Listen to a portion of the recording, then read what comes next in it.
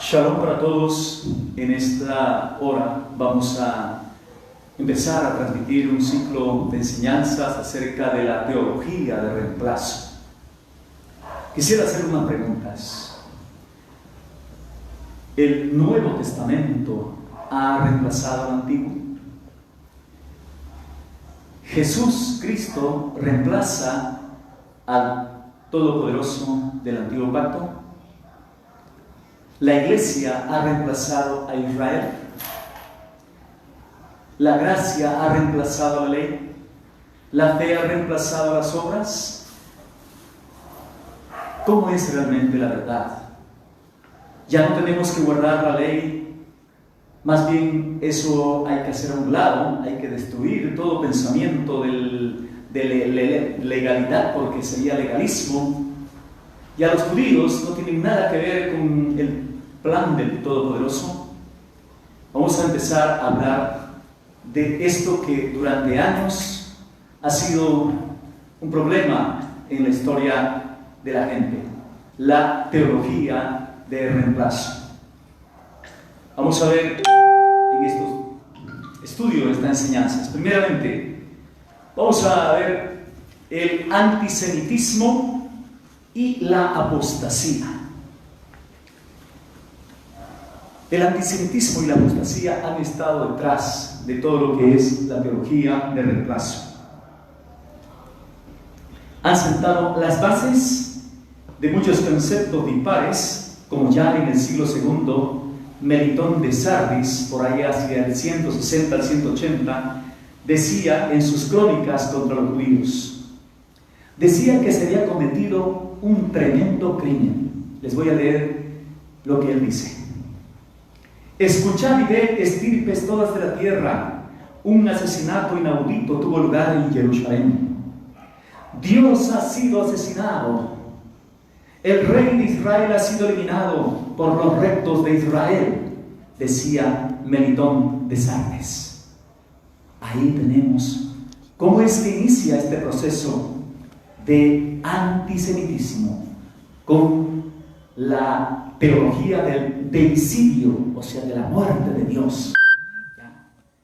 Comenzaba esa famosa expresión de deicidio, en la cual y a través de la cual inicia una larga y evolutiva tergiversación de las Escrituras, y terminaría con lo que conocemos hoy como la teología protestante o la teología católica, en la que también se incluye el antinomianismo. ¿Qué es el antinomianismo? Anti, contra, nomos, norma, lex en latín y ley en castellano, o sea, los que están contra la ley.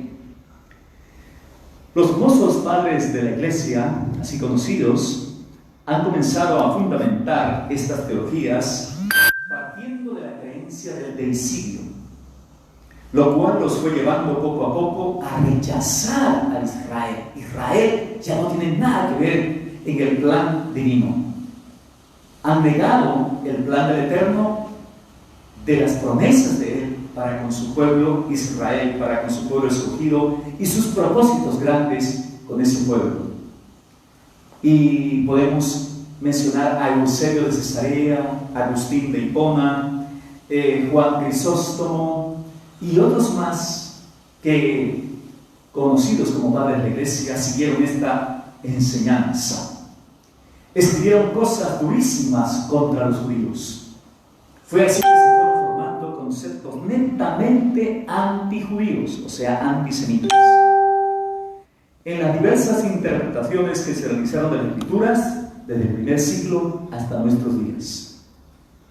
Luego viene la conversión del emperador Constantino en el siglo IV. Ustedes saben, en 313, él hace el edicto de Milán, y luego ya en el 325 convoca al concilio de Nicea I.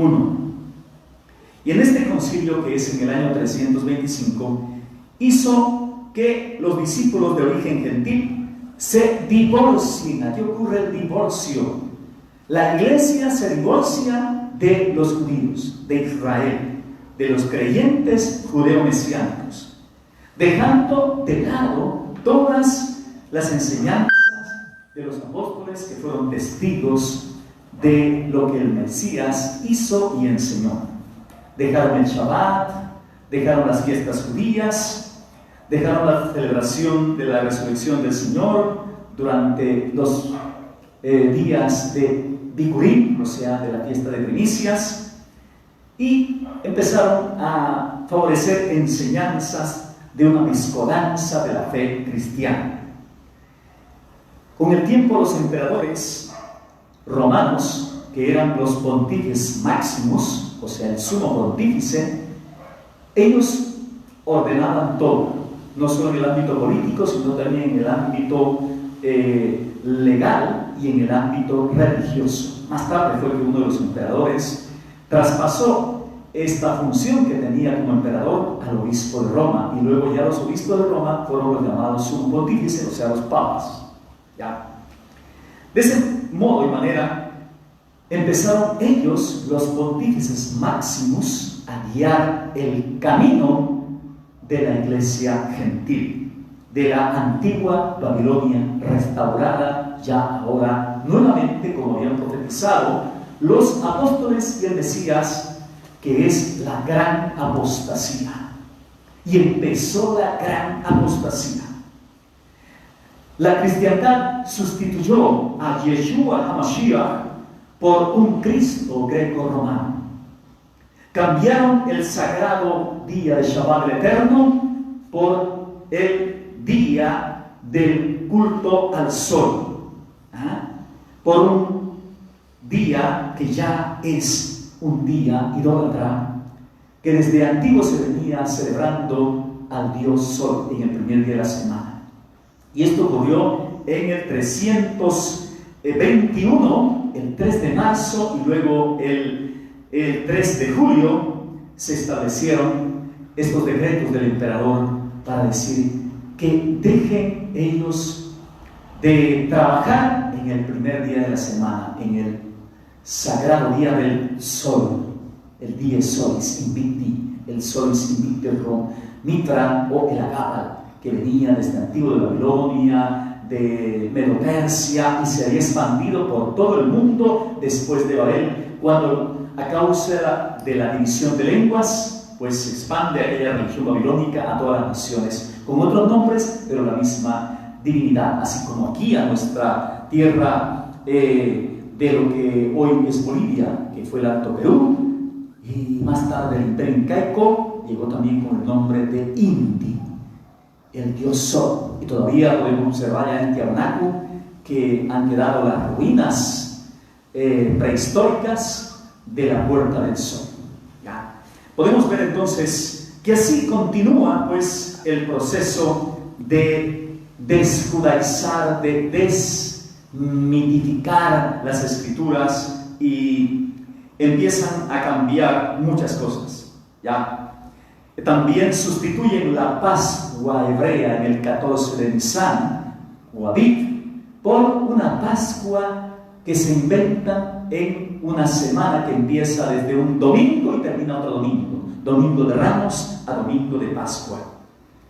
Más tarde, a consecuencia del concilio de Éfeso, por allá en el siglo V ya, es que Miriam, la madre de Yeshua, aquella virgen judía, empieza a ser adorada como María, la madre de Dios, la reina del cielo, y seguirán a lo largo de la historia otros títulos más que le irán confiriendo, como Inmaculada Concepción, como Asunta al cielo, y otros nombres más, corredentora e intercesora, y demás nombres que han hecho prácticamente una divinidad de la bendita Miriam, madre de Yeshua, que ya no es en el culto de la teología de reemplazo.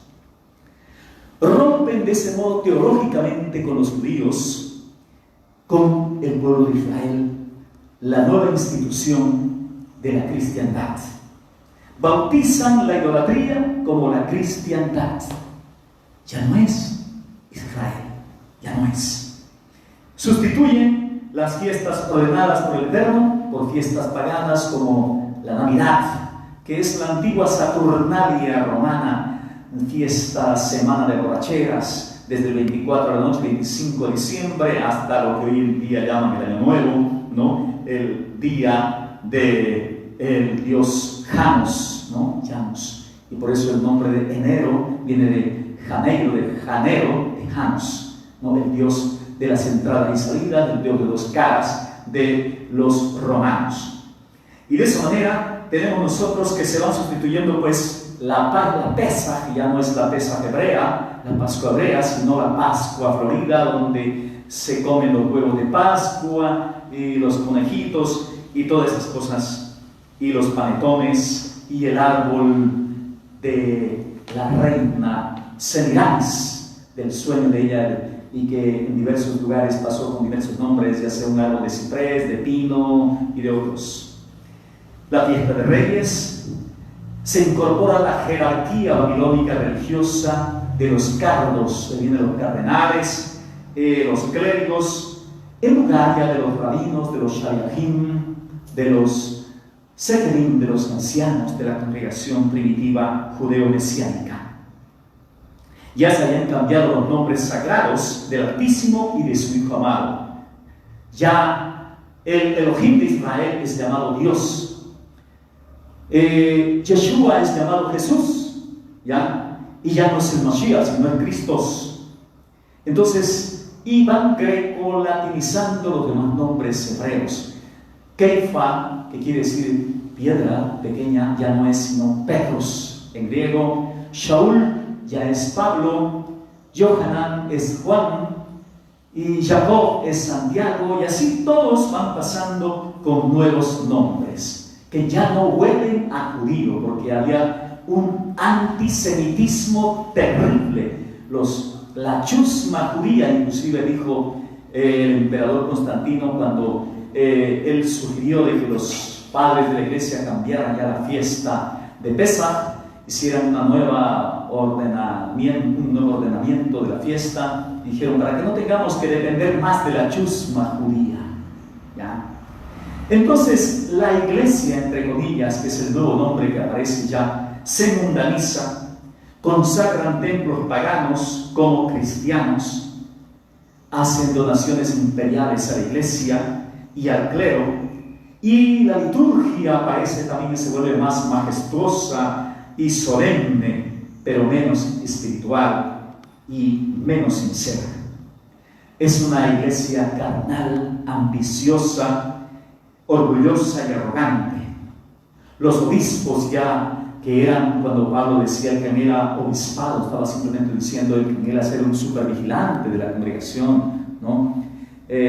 Un sakenim, ya pasan a ser los grandes metropolitanos, obispos, arzobispos de las metropolitanas, que son Roma, Constantinopla, Alejandría, Antioquía y Jerusalén. Y así es que ahí son ya los grandes patriarcados. Y más tarde el patriarcado de Roma irá diciendo que es la única, y allá en el año 1050 se realiza el gran cisma de la gran cristiandad católica en dos bandos. El oriente ya se quedan como la iglesia católica ortodoxa y el occidente como la iglesia católica romana, y empiezan a anatematizarse entre los patriarcas de oriente y el papa de occidente con su asiento en Roma.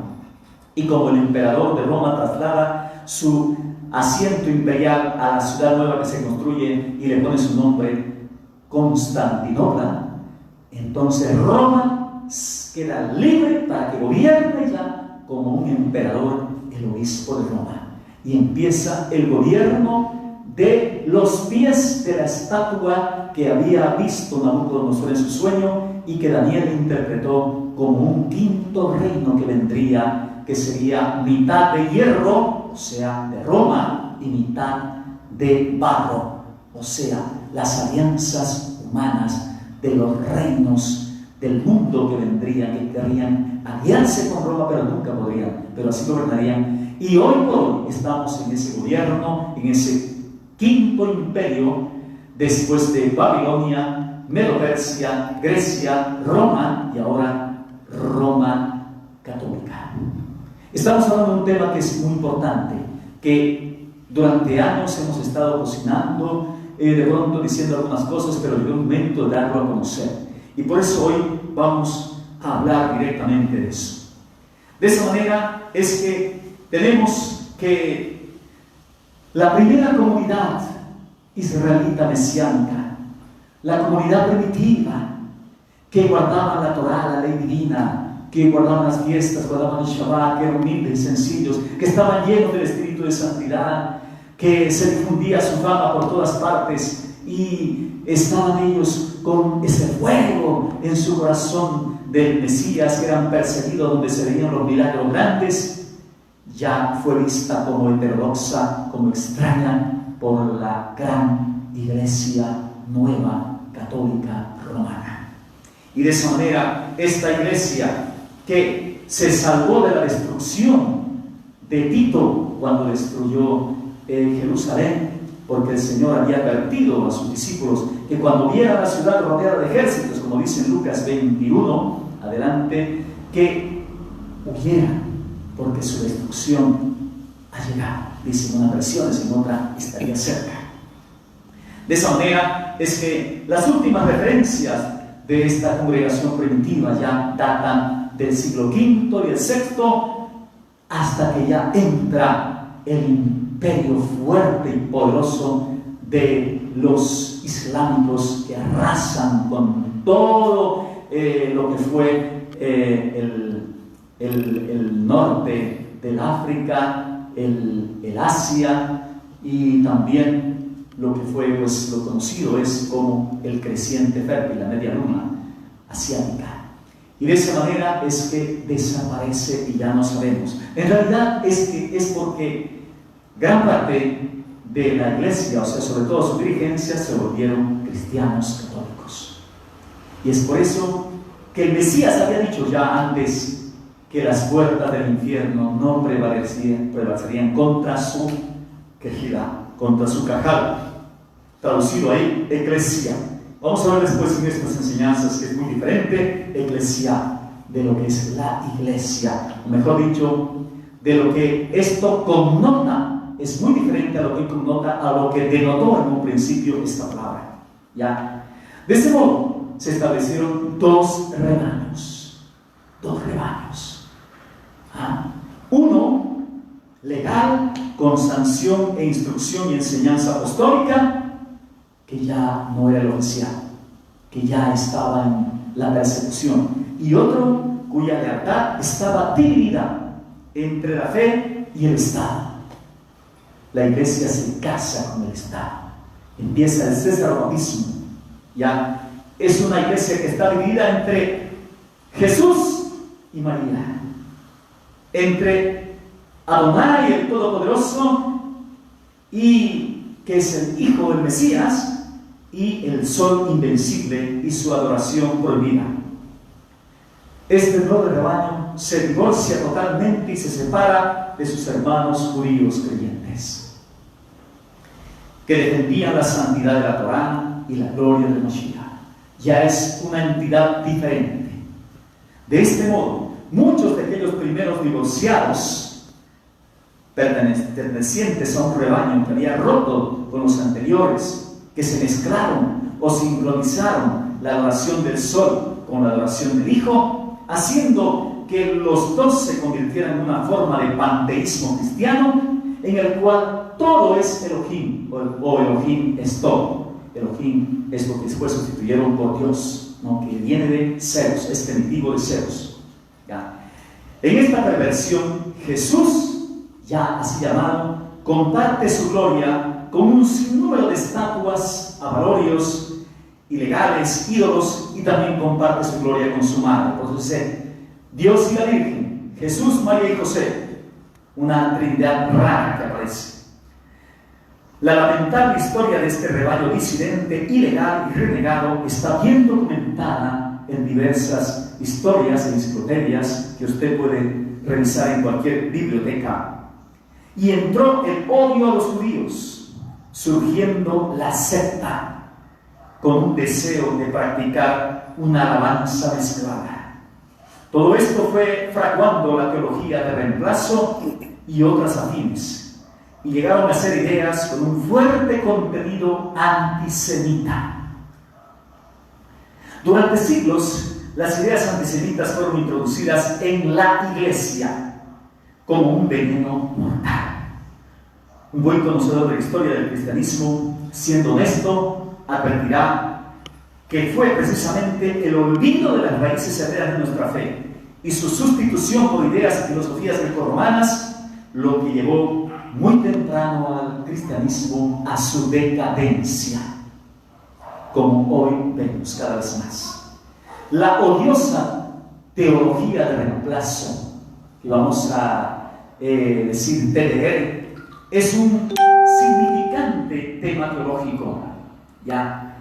Y ha estado al frente del antisemitismo, ha estado al frente de la judeofobia, la fobia a los judíos, y ha alimentado el fuego de los trágicos acontecimientos históricos como la Inquisición española, como las cruzadas católicas, como los pogroms rusos y la expulsión de los judíos de todos los países de Europa, y por último con el famoso holocausto nazi propiciado por Hitler.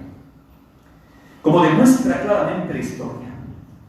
¿Y qué podemos decir de los reformadores protestantes? También, tristemente, Martín Lutero y otros reformadores protestantes siguieron la misma teología de reemplazo, siguieron el llamamiento como los planes para la aniquilación de la nación judía por parte de Europa y posteriormente del mundo, ofreciendo a los llamados cristianos y sus líderes y sus políticos una justificación bíblica para perpetuar el genocidio de los judíos de todo el mundo. Por eso Adolfo Hitler sabía perfectamente que podía contar con la aprobación de la Iglesia y el apoyo de la misma, una aprobación teológica para todo lo que él estaba haciendo. Y podía decir, yo simplemente estoy haciendo y poniendo en práctica lo que ya la Iglesia ha dicho, lo que Martín Lutero había hablado ya en sus libros como Las mentiras de los judíos, poco tiempo antes de morir. Y aquí podemos ver entonces un primer capítulo que podamos analizar y pensar en esta teología de reemplazo. Todos tienen la misma Biblia en general, a pesar de que hay diversas traducciones, en general todas dicen lo mismo, ¿ya? Pero la teología de reemplazo es el problema. La interpretación, las diversas formas de ver o de negar o de anular ciertas frases o textos bíblicos o interpretaciones clarísimas para poner interpretaciones metafóricas, sugeridas o de mera teología humana, de tradiciones humanas, de filosofías humanas fuertes que han envenenado el corazón de los creyentes. Por eso bien dice en Apocalipsis 17 que esta mujer dice que es una ciudad que se sienta sobre una bestia, que cabalga sobre una bestia de 7 cabezas y 10 cuernos.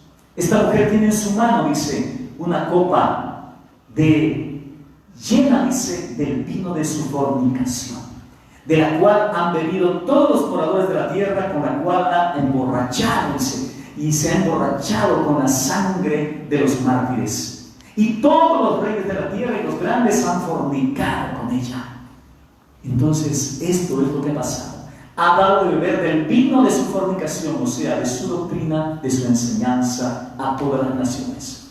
Entonces, por eso el mandamiento de los profetas desde el antiguo pacto, como Yirmiyahu, Hanabí, Jeremías y Yohanan, Hashabiah, el apóstol Juan dice: salid de ella, pueblo mío.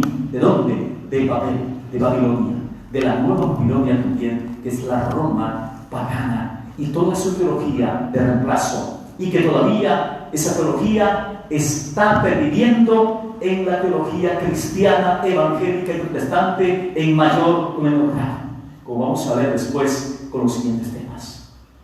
Shalom. Shalom. Sal de ella, pueblo mío, no seas cómplice de sus plagas.